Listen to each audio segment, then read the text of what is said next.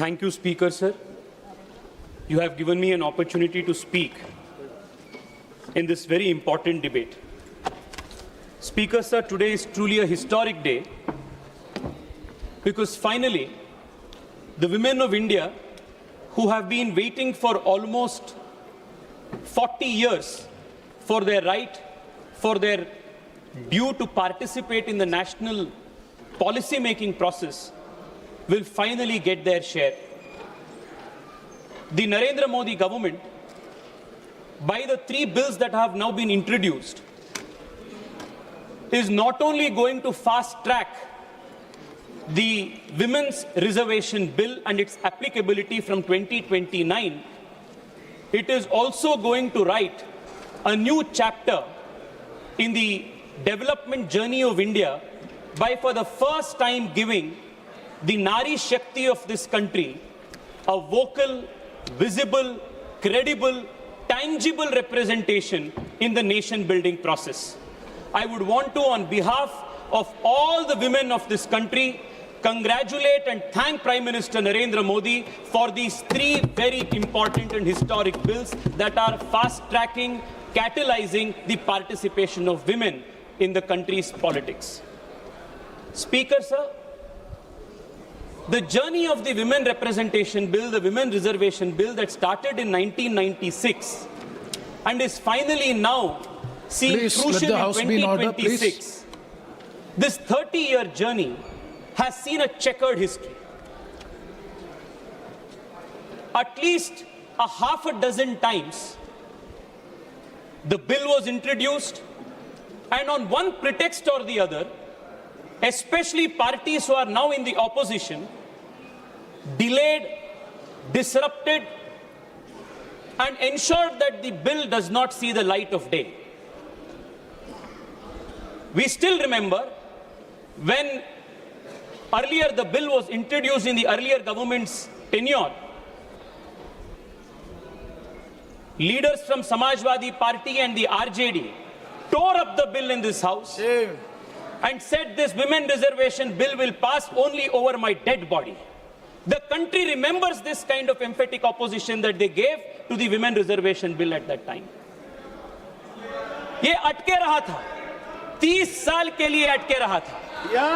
आज नारी शक्ति वंदन अधिनियम जो पारित हुआ है, वो सिर्फ और सिर्फ भारतीय जनता पार्टी और नरेंद्र मोदी जी के कारण से वो पारित हो चुका है। अध्यक्ष जी, even today, the opposition has now come up with a new argument, a new pretext to further stall and further disturb and oppose the application of the Women Reservation Bill.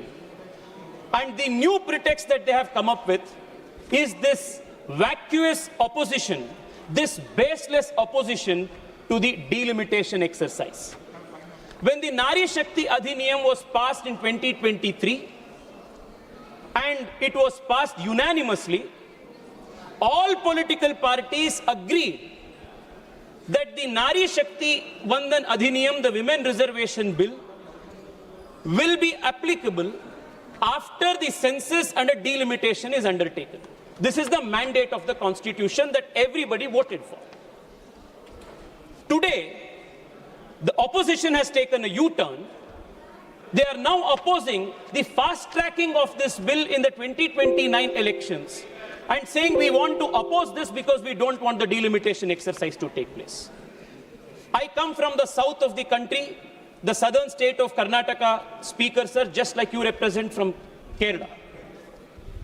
Speaker, sir, over the last 3 days, we have seen a systematic misleading and propaganda by certain members of the opposition in the most irresponsible, anarchic fashion to mislead the people in the south of India. Let me make it very clear. If at all there was anything, even an ounce of injustice that the proposals that the government has brought to the parliament, even if there was an ounce of injustice to the south of India, I as a proud Kannadiga would have been the first to oppose such kind of a proposal. I have gone through the proposal that the government of India has brought, the Modi government has brought. I am saying this not as a member of the BJP, but I am saying this after thoroughly examining all the three proposals, that other than the practical proposal that the Modi government has brought for delimitation of seats in the country, the south of India and the smaller states of India that have controlled our population, we could not have got a better deal than this. This is the best deal that the Narendra Modi government has provided. Very briefly, I want to explain to you, through you, to the House and the country speaker, sir, the constitutional framework that governs the delimitation exercise. My learned friend Gaurav Gogoiji was in his speech mentioning that we are bringing the delimitation exercise through the back door. I want to very clearly make it clear to him that the delimitation exercise is not a backdoor exercise that the BJP is doing. This is a constitutional mandate of Article 81 and 82. We are only purely following what the Constitution asks us to do. There are three primary articles that govern the exercise that we are now conducting, Speaker, sir. Article 81, Article 82, and Article 330A of the Constitution, which provides for women reservation. Let us examine all the three articles briefly and summarily to understand what the articles essentially say. The first article, 81, determines the total number of seats. It also says that the total number of seats meant to the Lok Sabha, the House of People, must be divided across the country in such a manner that the ratio between the number of total seats and the population of the state is, so far as practicable, the same for all states. This is the first requirement. The second requirement of Article 81 is that within the states, the territorial constituencies shall be divided in such a manner that the ratio between the population of each constituency and the number of seats allotted is, as far as practicable, same within the state. This is the mandate of the Article 81.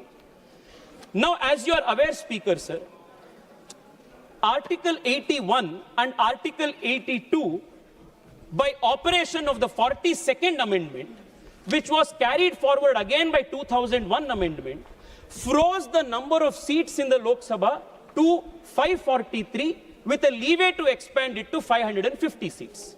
Why was this done? In 1997, when this was first discussed, the population in the country had not stabilized. Therefore, a compromise formula was taken that let us not put the southern states which have performed well in population control, let us not penalize them, let us freeze the number of seats. The same thing continued even in 2001. In 2001, while considering this bill, the then Law Minister, Arun Jaitley ji, said this to the floor of the House. He said the national population policy also envisages that the year 2026 shall be the year in which the population of the country would hopefully stabilize. Therefore, what was true till 2000 is sought to be frozen till the year 2026. That is, the year in which we anticipate, hopefully, that the population figure in the country would stabilize. This is the motive behind freezing of the seats in 1971, which was carried for another 25 years in 2001. We are now in 2026. The first argument that the opposition is making is they don't want the delimitation exercise to take place. This is the most absurd argument. In 1971, the population of the country was 550 crores. The population of the country in 2026 today is 140 crores. There are assembly constituencies and parliamentary constituencies. Again, I want to take the reference made by learned colleague Gaurav Gogoiji in his speech. There are certain assembly constituencies in this country which are 26 lakh in number. There are certain constituencies where one single MP is representing close to 38 lakh people in the country. The population of almost a small nation in Europe. How is this democratic? How is this accountable governance? How can the number of seats that was frozen in 1971 still cater to a population of 140 crore in 2026? for better governance, for better accountability and accessibility of elected representatives. Speaker, sir, delimitation is not a mere democratic imperative. It is also a constitutional duty that finally Narendra Modi government is performing today. Speaker, sir, I want to contrast this with the proposals that the Congress and the opposition is giving. The opposition says, why can't you implement women reservation as it is on the 543 seats? Why don't you freeze the number of seats? Now, were we to freeze the number of seats, it will defeat the principle in Article 81 of one person, one vote and one value. This is a very important constitutional principle that the founding fathers of the Constitution have protected. You cannot be having a seat where 8 lakh or 9 lakh people will be one parliamentary constituency and another constituency with around 30 lakh people represented by one MP. It defeats the very purpose, which is why Constitution mandated that 2026 shall be the year where delimitation of the seats shall take place. All that the government is now trying to do is fulfill this constitutional mandate. There is a difference between other governments and the Modi government, Speaker, sir. Other governments, especially the governments of the Congress party, have always believed and practiced the politics of postponement.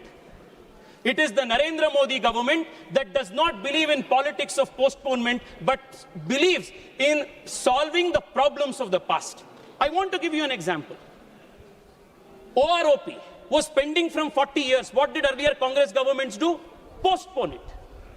Article 370 was pending from 70 years. What did all these governments do? What was supposed to be a temporary provision, they converted into a permanent provision. What did they do? Postpone it. The Bangladesh and India border swapping deal, for almost 40-50 years, it was kept pending. What did the earlier governments do? Postpone it. It is the Narendra Modi government that solved the 70-year-old temporary provision of Article 370 by abrogating it, because we do not believe in the politics of postponement. We finally solved the OROP after 40 years because we do not believe in the politics of postponement. If the Congress were in power today, they may have, like was done in 71, like was done in 2001, wanted to take the safe route, the unconstitutional route, the undemocratic route of freezing the 1971 census equation. But the Narendra Modi government has decided to bring a new equation to the scheme, which is going to give more seats to all states, more representation, and while doing this, follow the constitutional mandate of delimitation based on one vote, one value principle. This, according to me, Speaker, sir, is the most practical, genius solution that anybody could have come on. I welcome this constitutional proposition that the Narendra Modi government has brought.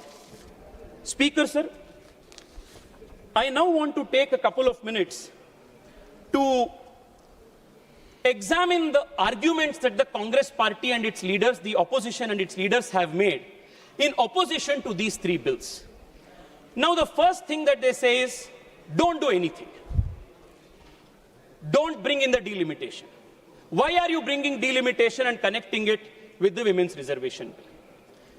Now, let me for a minute assume what will happen if we don't do anything today. Article 81, Article 82, and the Nari Shakti Adhiniyam under 330A will trigger. Now, what will that do? 2027, the moment the new census data is published, the delimitation exercise will get triggered. And because as of today, Article 82 and 81 freezes the number of seats in the country at 543, all across the country, delimitation will have to take place to redistribute the 553 seats among the existing states of the country based on the 2027 population. Now, what is this scenario going to do? Speaker, sir, because you come from Kerala, I want to draw the attention of the country with an instance, an example of Kerala. Now, suppose the government today does not go ahead with delimitation and 330A comes into play by force of law. 2027 census gets published, what will happen then? Look at these numbers, Speaker, sir. Today, Kerala has 20 parliamentary seats.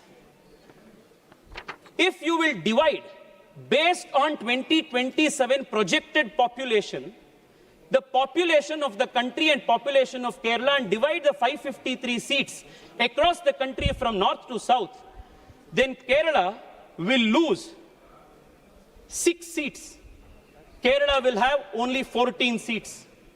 Now, on these 14 seats, bring 1/3 representation for women that 330A Nari Shakti Adhiniyam brings. Now, what is going to happen? In that case, Venugopalji will not have a seat. In that case, all those people who are representing the Congress here and opposing this will not have a seat. What the present proposal of the Narendra Modi government is to not only protect the existing seats from encroachment, it is also a proposition to ensure that Kerala does not lose out on 6 seats. Now, for a minute, I want to assume, let us not take the 2027 census, but let us divide the country's parliamentary seats on the basis of 2011 census. Now, what will happen? 2011 census ke aadhar par, if we are going to divide the number of seats, again 543 because Article 81 freezes is at 843, again Kerala will lose 5 seats. If you take 2011 seat number, Kerala will lose 5 seats. If you take 27 number, Kerala will lose 6 seats. What Narendra Modi government is today offering is additional 10 seats to Kerala. This is only gain and no loss. This is why I say this is the best proposal that one can bring. Speaker, sir, let me take the example of Tamil Nadu. I am glad that Rajaji has come here. Now, they are making the most loudest opposition. One second. How can you convince the House how this 10 seats will be increased? By which provision? How? By which provision this 10 seats will be Yes. I'm coming there, Speaker. Please. Yes. Thank you, Speaker, sir. You have asked a very pertinent question. Many questions from the opposition in the last few days is the delimitation bill, the constitution amendment bill, both do not speak of this 50% increase. On what basis are you saying there is going to be a 50% increase? This is the question. Is this the question, Speaker, sir? Yes. Speaker, sir, I would want to draw your attention. Not the Speaker, Chairman, sir. Chairman, sir, sorry. I would want to draw your attention to Article 81 of the Constitution again. What does the Constitution Article 81 say? Article 81 says, as it reads today, not more than 530 states chosen by direct election from territorial constituencies in the state, not more than 20 members to represent union territories in such manner as Parliament may provide. In essence, 81.1 and 2, 81.1a, b, essentially gives 550 seats as the total seats that is now frozen. The interesting part is 81.2, where the mandate is that the above said seats, the 550 seats mentioned above, shall be allotted to each state in such a manner that the ratio between the number of population of seats and the total seats and the population of the state shall, as far as practicable, be same across the states. This is the provision that operates the 50% argument. Today what we have done, instead of 530 members, we have now increased it to 815 members for the House of People seats from the states and increased another 30 for the union territories. A 50% increase is what we have given. Now, how will this be operated? When Article 81.2 is applied and the Delimitation Commission will have to conduct the delimitation and the apportionment exercise exactly on the basis of 81.2 because it's the constitutional mandate, then they will have to reapportion the states. They reapportion the seats in the only manner possible, that is a 50% increase for every state. This is the argument. Chairman, sir, the problem is the opposition does not come prepared for debates, and even if they do come prepared for debates, they behave in a manner as though that they don't understand, because the object is not to understand, the object is to oppose for the sake of opposing. I hope I have made myself clear, Chairman, sir. Chairman, sir, now let us examine the second argument. Now the second argument is that if there is a proportionate increase in 50% of seats for all states, then the states of southern India will lose out. Rajaji, please listen to me. I am as much as Indian from the south like you are. The only difference is I do not speak the language of separatism that the DMK practices. I believe that the country from Kashmir to Kanyakumari is one. Speaker, sir, I want to... Surya ji. Speaker, sir. Tejasvi Surya ji. Please, wait, I will. Speaker, sir. Let me. Speaker, sir, let me. I will. Speaker, sir. Tejasvi Surya ji. Now, Speaker, sir. No, please. Chairman, sir, my request is, Rajaji, I will strictly stick to what the technical portion. You just hear me for 1 second. Yes. See, please don't make any allegation against All right, a political party. No. See, no, please. I will. After Tejasvi Surya, I will give the opportunity since you have mentioned his name. Yes. You please wait. Speaker, sir. Speaker,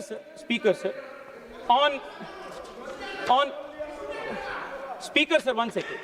Rajaji, I want to take your attention. On 24th March 2026. If you are taking the name of Sri Raja, then I have to give the chance to you. him. Please give him a chance after my speech. Okay, after my speech, please give him a chance. Fine. I have no objection. After he Speaker, concludes, sir. I will give the chance. No, I will give the chance. Chairman, sir. Chairman, sir. So you are yielding? No. After my speech, let him answer. Okay. I am not yielding. Speaker, sir. On March 24th, 2026, Tamil Nadu Chief Minister M.K. Stalin makes this tweet. And I will read one important sentence from that tweet, with which I have full sympathy and full support. This is the tweet that M.K. Stalin speaks and writes. It is our consistent stand that the current proportional representation of states should not be disturbed under any circumstances. This is what he says. I agree with this. I have already made it clear. If at all this government had brought in a proposal that would decrease the number of seats and my state of Karnataka would be in a loss, I would have been the first to protest it. Now, what has the government done in the light of this tweet? What does the state say? The current proportional representation of states should not be disturbed under any circumstances. I will take you back to this chart. Now, Speaker, sir, Chairman, sir. Now what is going to happen? We have increased the number of seats to 815 in total. Every state is getting 50% proportionate increase. As a result of this, Tamil Nadu, which is now at 39, is going to get 59 seats. Karnataka, which has 28, is going to get 42 seats. Andhra Pradesh, which has 25, will get 38 seats. Telangana, which has 17, will get 26 seats. Kerala, which has 20, will get 30 seats. And what is the proportionate increase? Andhra Pradesh, 52%. Telangana 52%, Karnataka 51%, Tamil Nadu 51.5%, Kerala 50%. The total share of the South Indian states, which as it stands today, in the total scheme of things in the parliament, in the floor of the parliament, which is 23.9, will continue to remain 23.9 after this is passed. I don't understand where is this objection coming from. This is exactly what the Modi government has done by protecting the proportional representation of states which should not be disturbed. the argument, the demand that Stalin had made, this is the same thing that the Narendra Modi government has done, but today they are out there in Tamil Nadu doing drama by burning this constitution amendment bill. Let there be a limit to your hypocrisy, Rajaji. Let there be a limit to the hypocrisy of the DMK. Now, Speaker, sir,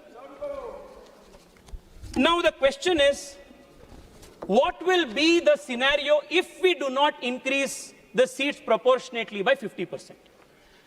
One of the arguments that has been proposed, advanced, is why don't you simply stick to 2011 census numbers, and based on 2011 census, without the 543 limit, increase the number of states. Now, if we were to increase the number of seats purely on the basis of 2011 census, by not providing... He's not yielding. By not providing a 50% increase, Chairman, sir, this will be the scenario. Tamil Nadu today has 39 seats. If delimitation were to be conducted purely on the basis of 2011 census, it will be 49 seats. What Narendra Modi government is giving to Tamil Nadu today is 59 seats, 10 seats more than what the opposition is arguing for. Kerala has 20. If only by 2011 census, if we had done the gerrymandering or the demarcation of the seats, Kerala will get only 3 seats in rice, 23 seats. Kerala today is getting 30 seats in rice. Karnataka today has 28. If only by the population, if we were to do for 2011 population, Karnataka will get 41. Karnataka is now getting 42. Andhra Pradesh is 25. If only by 2011 you do, it would be 33. Today, Andhra Pradesh is getting 37.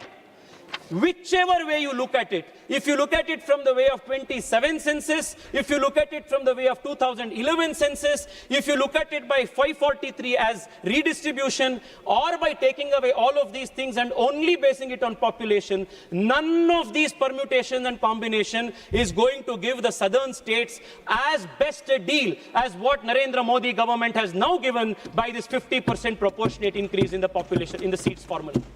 Now, Speaker, sir, now this is a second question. Chidambaram Saab yesterday has put a long article, a tweet, and said that the proportionate voice of the South Indian states will get diluted if there is a 50% rise in the number of seats. My question is, today, the share of the South Indian states in the overall scheme is 23.7%. It will continue to be 23.7%. How will the voice of the South get diluted? Second, the majority margin, the halfway mark today is at 272. If there is going to be a 50% increase in the total number of seats, naturally the halfway mark also will jump by 50%. So this whole argument that the southern states is going to lose because of the proportionate 50% increase, I will say, is not only a vacuous argument, it is an illogical argument, it is not only an unconstitutional argument, but most importantly, Speaker, sir, this is a mischievous argument that comes from creating anarchy in this country by misleading the people. Speaker, sir, now I would want to take a few minutes of the time allotted to me to examine the alternatives that the Congress party and the opposition has proposed. Now, there are broadly 3 alternatives that the Congress has proposed. The first alternative is, don't increase the 543 number of seats. Let the delimitation exercise or the Nari Shakti Adhiniyam come into existence, come into force on the 543 seats. I have already explained that one, it is constitutionally impermissible because Article 81, 82 demands the value of one vote, one value. Second, if we were to redistribute 543 seats based on 2027 census or 2011 census, the proportion of the seats that the southern states today have is going to further get reduced. Therefore, this first argument, the argument of postponing of delimitation exercise or the argument to freeze the number of seats as per 1971 absolutely holds no constitutional value and therefore must be rejected. Second, the argument that the opposition is making, the Chief Minister of Telangana has made, is to propose a very interesting hybrid model of linking the population of the state along with the GSDP, the state's per capita contribution and the state's gross development of the state. Now this argument, I don't know, Speaker sir, who has advised the Chief Minister of Telangana. Either I can only say that they don't wish him well, because this proposal is laughable at the best and impractical at the worst. Let me explain why. First, if you will say that the vote of a common citizen in Telangana has more value than the vote of a common voter in Bihar, then you are defeating the constitutional principle of one value, one vote. आप किसके आधार पर देश में ये delimitation और exercise करना चाहते हैं? जो अमीर है क्या उनके लिए ज्यादा वोट होगा? जो गरीब है क्या उनका वोट नहीं है, उसके लिए वैल्यू नहीं है? ये किस प्रकार के आर्गुमेंट है? अध्यक्ष जी, if you will take this argument further forward, Mukesh Ambani will have 1 lakh vote and somebody like us will have only 1 vote. Is this the kind of logic that the Congress wants to build? Speaker sir, this argument by this alternative by Telangana Chief Minister of linking delimitation and number of seats to the GSDP of the state is the most foolish argument anybody can prosper. This is unconstitutional. This defeats the value of one man, one vote, one value that the Constitution promises. Second, Speaker sir, there is another very important dimension to this. GSD देश के GDP हो या प्रदेश के GDP हो, ये 10 साल 15 साल वो stagnant नहीं रहता है. It is not going to remain constant. Every 6 months GDP can go up, GDP can come down. 1 year GDP will be high, another year GDP will be low. Now suppose you are going to link delimitation and number of seats with the GSDP of a state. Will Telangana's and other states' number of seats keep getting fluctuated? Today, this year was a good monsoon. GDP was good. So Telangana will have 2 extra seats. Next year, Tamil Nadu had bad rainfall. Therefore, GDP fell down. So Tamil Nadu will lose 2 seats. Is this the argument? These are the kind of laughable alternatives that the Congress party is proposing, and on the basis of this, they are misleading the people of this country. Now, the second alternative that they have proposed, the third alternative. The first is not do anything. The second is, which they are experts at. क्योंकि जब आप Congress party के politics को देखते आते हैं, they are the practitioners of politics of postponement. हर चीज जो देश के सामने बड़ा मुद्दा आता है, आ जाता है, when they cannot address it, what do? Postpone कर दो उसको. That is their first reaction. Their first proposal is postpone it, कुछ मत करो, इसको freeze करो, which is unconstitutional. Second, the Telangana CM's proposal linking GSDP to number of seats, which again, like I demonstrated, Speaker sir, is the most ludicrous argument. Third argument that they have given, that I read, honorable member, learned friend Shashi Tharoor has made. He has said that there should be a digressive proportionality model as per the European Union Parliament. Now, while this, true to Shashiji's nature, sounds very sophisticated, actually does not make sense in the Indian context. Because the moment you are going to introduce this principle of digressive proportionality, it once again violates the principle of one man, one vote, one value. Second, larger states in the south of India, like Tamil Nadu, like Karnataka, which are today the 6th most populous state, 8th most populous state in the country, are going to again get a raw deal because of this digressive proportionality argument. Therefore, my submission, Speaker, sir, other than this 50% equal proportionate increase to all states alternative that Narendra Modi ji has proposed. There is no alternative that serves everybody, that is gain for everybody and no loss for everybody. Therefore, the country as a whole, and especially the opposition, must welcome this with all responsibility.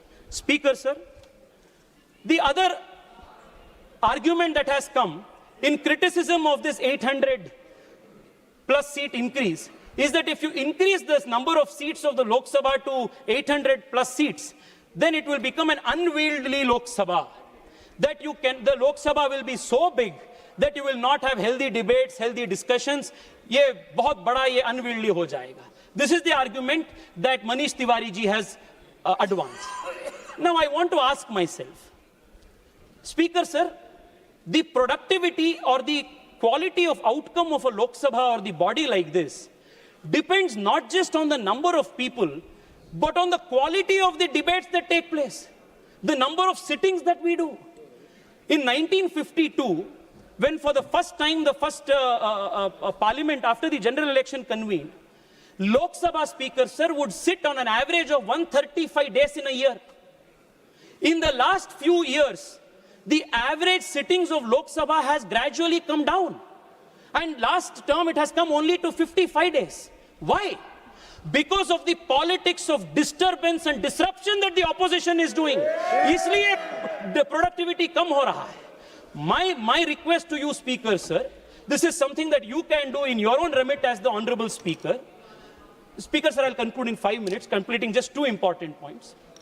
Speaker, sir, when we have now increased the size of the Lok Sabha to 850, we should also proportionately increase the number of sittings of the Lok Sabha to be at least 1/2 times more than what we are now doing. Speaker, sir, you have started a great tradition by increasing the number of hours allocated to 0 hour. Many first-time speakers, first-time MPs, who till now had got no chance to speak in Parliament, they got a chance to speak because you gave more time. My request to you, Speaker, sir, is when the Parliament is going to become a 850 member body, instead of around 55 number of sittings that we do per year, if the Lok Sabha were to sit for 125 seats, or like in the case of the Japanese diet, if we were to sit for 150 days, then every single member representing every single constituency will get more than enough time to place on the floor of the House the problems of the constituents. This is something that needs to be done. Speaker, sir, now I will also want to explain, Speaker, sir, why this whole attention that the opposition parties and a few regional parties in the south, led by the DMK, why are they doing so much noise? And why the tears that they are shedding is nothing but crocodile tears? Yes. Speaker, sir, I thank heavens that in 2026, when the country is doing delimitation, Narendra Modi ji is in power and Bharatiya Janata Party-led government will do the delimitation. Because if you remember, the way the Congress party, the UPA, divided the two undivided Andhra Pradesh into AP and Telangana, it was done in the partition of AP and Telangana was done in a worse fashion than the British did the partition of India and Pakistan. This is the kind of legacy they have, Adhyakshi. Adhyakshi, I want to conclude by bringing to your notice only one important aspect. In the last 10 years of the Narendra Modi government, the south of India has enjoyed great support, encouragement for the developmental ambitions of the south. Speaker, sir, on a conservative estimate, if you compare the devolution of funds from the center to the South Indian states in the last 10 years and contrast it to the 10 years of the UPA, on an average, every single South Indian state has got not less than 250% more funds by the Narendra Modi government. The Narendra Modi government has also increased the budget for railway lines. The number of railway electrification that has taken place in the last 10 years under the Modi government in the southern states is unprecedented. Budget पे नहीं है। मैं आपको ये इतना प्यार आ रहा है ना आप लोगों को, समाजवादियों को दक्षिण भारत के बारे में, इसलिए मैं आपको बता रहा हूँ जी, इसलिए मैं आपको बता रहा हूँ। सर, रेलवे बजट की बात देखिए आप। आंध्र प्रदेश में 2009 एंड 2014 के बीच में speaker sir 886 crores was what they got. Narendra Modi government has given 10,000 crores. This is just one incident. Number of metros to the southern states has increased. Electrification has increased. Number of rails has increased. Number of airports has increased. The total devolution of funds to the South Indian states has increased. Most importantly, Speaker sir, we have not only given the southern states more money, more rail, more infrastructure, but most importantly, for the first time in the country's history, more than 25 national institutions today allow for regional language examination. If I want to apply for CRPF, I can do it in writing examination in Kannada, in Telugu, which was not the case when the Congress party was ruling. We have respected language, we have provided more development, and today Narendra Modi is also providing more seats and more proportion allotment to the southern Indian states by protecting the South's voice in the total parliament, the floor of the House. Speaker sir, I want to conclude by one last point that needs to be addressed. Speaker sir,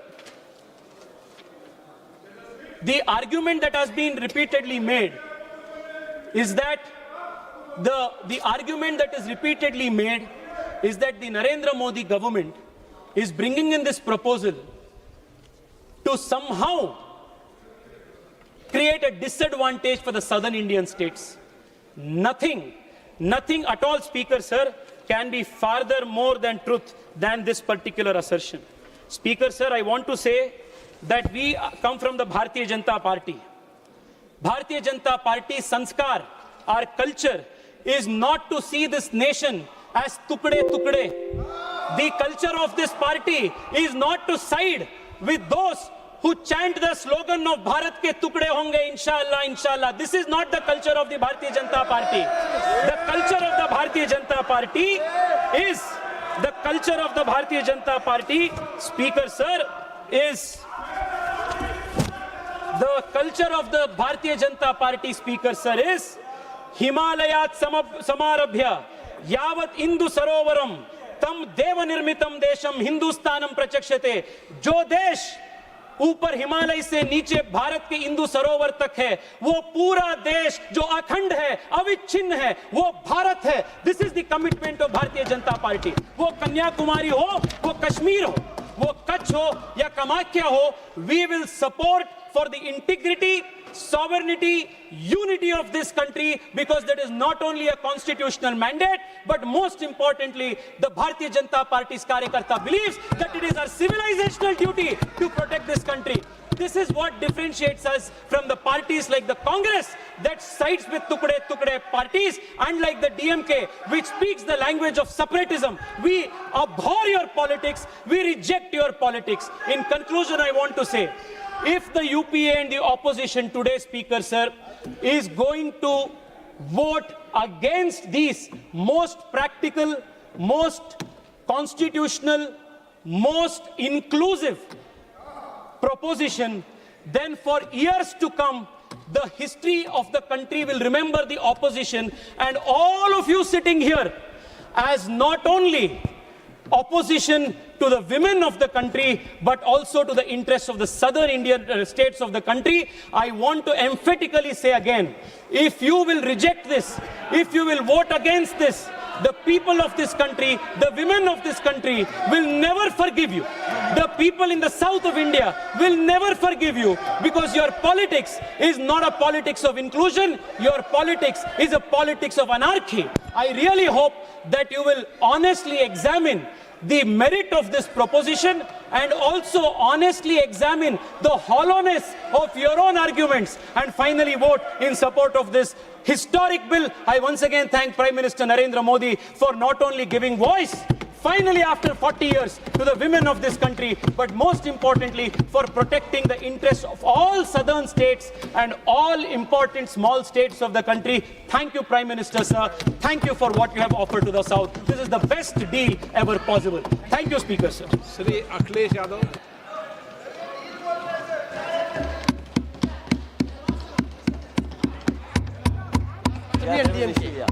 Assurance was given by the chairman that I will be permitted to react. Sir, I may be permitted.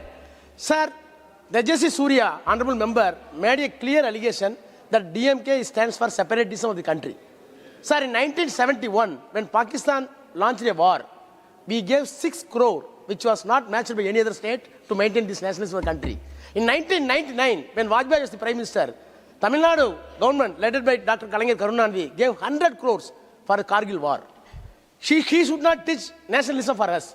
We are for the nationalism. The only thing is we want to keep separate identity when you are imposing Hindi, when you are imposing Sanskrit. When you are not giving due respect for state autonomy. That's all. Correct your record. Shri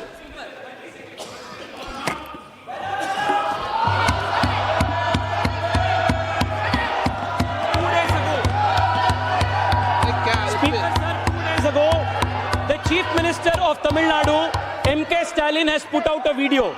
In that he has said that if the central government is not going to take the bills back, then we will remind them of 1950s and 1960s. What does he mean by that? 1950s and 1960s. Akhilesh Yadav ji. अध्यक्ष महोदय, Akhilesh, please. अध्यक्ष महोदय, मैं आपका धन्यवाद देना चाहता हूँ। Please. अध्यक्ष महोदय,